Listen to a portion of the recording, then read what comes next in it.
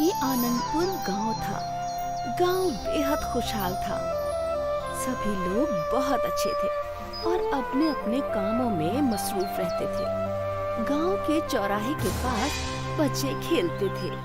गांव में हर बरस एक जश्न होता था, जिस जश्न में बहुत सारे मुकाबले होते थे और आज इस मुकाबले का ऐलान होने वाला था। सुनो सुनो सुनो, इस साल गांव के वार्षिक महोत्सव में एक नए मुकाबले का इंतजाम किया गया है। फैंसी ड्रेस मुकाबला। जो जीतेगा उसे चीफ गेस्ट के हाथ से इनाम दिया जाएगा। और तो और इनाम में 10 बोरी चावल, 2 बोरी दाल भी है। आप लोग इस मुकाबले में हिस्सा जरूर कीजिए। फैंसी ड्रेस मुकाबला? वो क्या होता है? इतना भी नहीं पता बेवकूफ। ये वो मुकाबला है जिसमें हमें अलग शक्ल सूरत बनानी होती है। मैं तो शहजादी की शक्ल सूरत बनाऊंगी। हम भी। और तुम भी ना। उससे क्या पूछ रही हो? उसके पास तो ढंग के कपड़े भी नहीं हैं। वो क्या मुकाबले में भाग लेगी? हाँ। मीना ने अपने फटे पुराने लिबास को देखा और उसे शर्मिंदगी महसूस हुई। और तभी मीना ने ऐलान के बारे में सोचा। अगर हम प्रतियोगिता जीत गए तो हमारे घर में कई महीनों का राशन हो जाएगा, लेकिन हमारे पास तो कोई अच्छा लिबास नहीं है। अम्मी से पूछते हैं। मीना दौड़ते हुए घर पहुंची। उसकी माँ अनुराधा एक बेवा थी।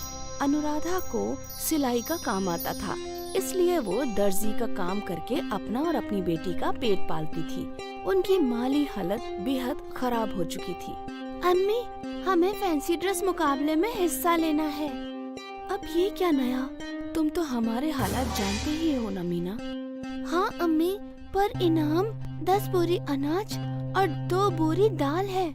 ये सुनकर हमने सोचा कि अगर हम जीत गए तो कई महीनों का अनाज हमारे पास होगा।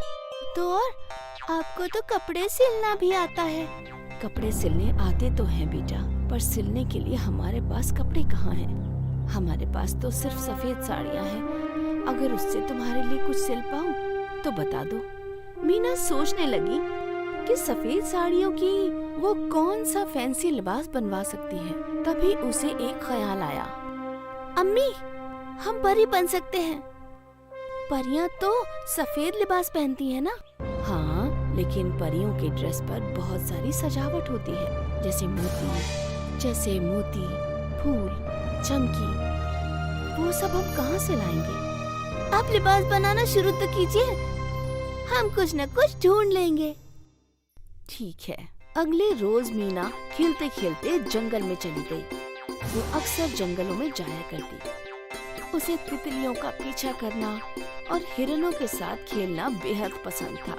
और यूं ही वो जंगल के अलग जगह पर चली गई। ये कौन सी जगह है? हम पहले तो कभी यहाँ नहीं आए। उस जगह बहुत सारे रंग बिरंगे फूल थे और बीच में एक बड़ा सा पेड़ भी था। वाह, ये कितना खूबसूरत है। काश हम इन्हें अपने लिबास पर लगा पाते। तभी अचानक वो दरख्त बोलने लगा।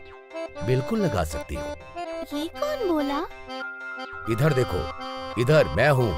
मीना को अपनी आंखों पर यकीन नहीं हो रहा था। वो दरख्त बोल रहा था और उसकी आंखें भी थीं। ये कैसे हो सकता है? हो सकता है क्योंकि तुम यहाँ जादुई जंगल में हो। मीना, मैं जानता हूँ कि तुम्हें फैंसी ड्रेस में परी बनना है और इनाम को जीतकर अपनी अम्मी की मदद करनी है। तुम बोल सकते हो? मतलब आप आम दरख्त नहीं हैं, जादुई दरख्त हैं? तो क्या आप अपने जादू से परी का लिबास दे सकते हैं? ना ना ना ना ना, मैं कोई परी अम्मी थोड़ी हूँ जो मैं जादू कर सकूं। लेकिन मैं तुम्हारी मदद कर सकता हूँ। वो कैसे? तुम्हें जो फूल पसंद है उन्हें तोड़ लो, फिर उन्हें अपने कपड़ों पर सिलवा लेना।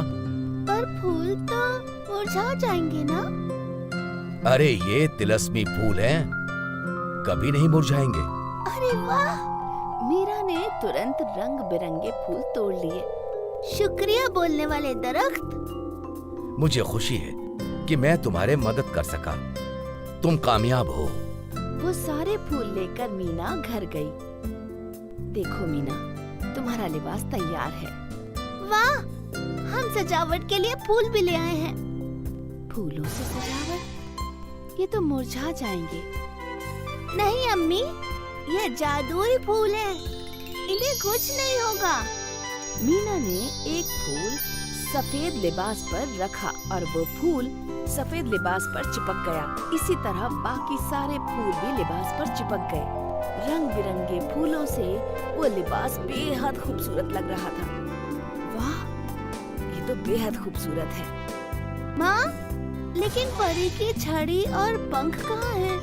अनुराधा ने अलमारी खोली और वहाँ से उसने पंख और छड़ी निकाल लिए, जो उसने पहले ही बनाकर रखे थे। शाम को गांव के मैदान में स्टेज लगा था। गांव के सारे बच्चे अलग अलग शक्ल सूरत में थे। कोई शहजादी, कोई जादूगर, कोई पंडित तो कोई डॉक्टर। राधा और प्रिया झगड़ रहे थे। तभी मीना अपना सुंदर सा लिबास पहनकर वहाँ पहुँची। उसे देखकर सभी दंग रह गए। मुकाबला शुरू हुआ। सभी बच्चे स्टेज पर आकर चलने लगे और जजेस उन्हें नंबर देने लगे। उन्होंने मीना को धक्का मारकर उसे गिराना चाहा।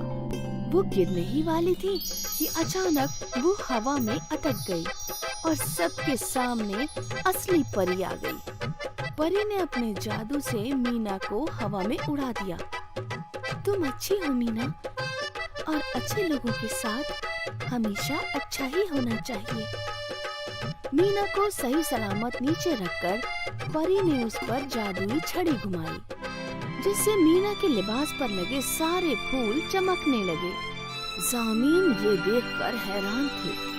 मीना के लिबास से रोशनी दूर दूर तक फैल रही थी। अब हम चलते हैं। परी जादू करके चली गई और फिर जजेस ने मीना को फर्स्ट प्राइज दिया और साथ ही सारा इनाम भी।